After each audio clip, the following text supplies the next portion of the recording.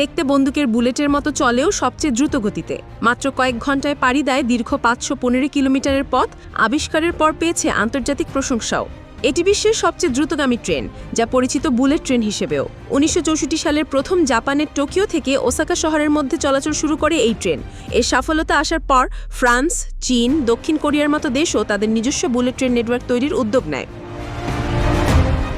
শুধুমাত্র ইউরোপে উচ্চগতির ট্রেনেও আন্তর্জাতিক সীমান্ত অতিক্রম করেছে। তবে এই ট্রেনের সূচনা কিন্তু মোটেও সহজ ছিল না। নানা বাধা বিপত্তির মধ্যে আসে আজকের এই সফলতা। শুরুর দিকে এই ট্রেনের গতিসীমা এতই বেশি ছিল যে যখন এই ট্রেন যেত তখন আশেপাশে সবকিছু উড়িয়ে নিয়ে যেত, আর বিকট শব্দও হতো। একবার এক অদ্ভুত ঘটনাও ঘটল। টানেলের ভেতর ঢোকার সময় ট্রেনটি হঠাৎ করে এমন বিকট শব্দ করল যে আশেপাশের কয়েক কিলোমিটার এলাকার জানালার কাচ ভেঙে গেল, আর এলাকার মানুষজন ভয়ে রাস্তায় বেরিয়ে এলো।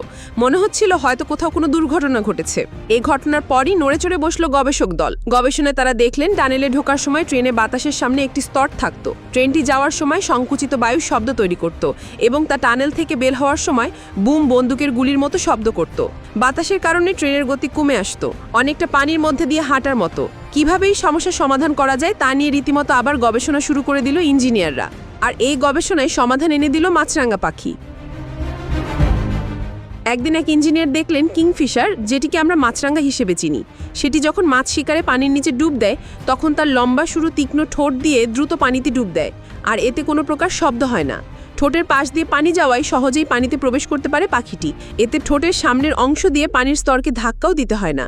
ছু করে পানিতে ঝাঁপ দেয় আর খপ করে মাছ ধরে নিয়ে আসে। মাছরাঙা পাখি শিকারের অবস্থান লক্ষ্য করে দ্রুত ঝাঁপিয়ে পড়ে পানিতে। শিকারের সময় পানির দিকে মাথা নিচু করে ছো মারে, প্রয়োজনে পানির ভেতরেও প্রবেশ করে। মাছরাঙার এই আচরণকে কাজে লাগালেন ইঞ্জিনিয়াররা। ট্রেনের নকশাকারীরা পাখির ঠোঁটের গঠন নিয়ে গবেষণা করেন। তারা দেখলেন পাখির ঠোঁট দুটি ত্রিভুজের সমন্বয়ে গঠিত, যাতে কিছুটা বৃত্তাকার প্রান্ত থাকায় তা একটা চ্যাপ্টা হীরার আকার নেয়, এবং এভাবেই মাছরাঙার ঠোঁট তাদেরকে ট্রেনের নাকের নকশা তৈরি করতে সাহায্য করে। যখন এটি পরীক্ষা করা হলো তখন দেখা গেল নতুন এই বুলেট ট্রেনটি আরও দ্রুত গতির, কম শব্দ তৈরিকারী এবং শক্তিশালী। একই সঙ্গে আগের ট্রেনের চেয়ে ৩০ ভাগ কম বায়ু প্রতিরোধী। বুলেট ট্রেন শুধুমাত্র প্রযুক্তির দৃষ্টি থেকে নয়, এটি দ্রুত সাশ্রয়ী, নিরাপদ ও পরিবেশ বান্ধব যাতায়াতের একটি আদর্শ উদাহরণ।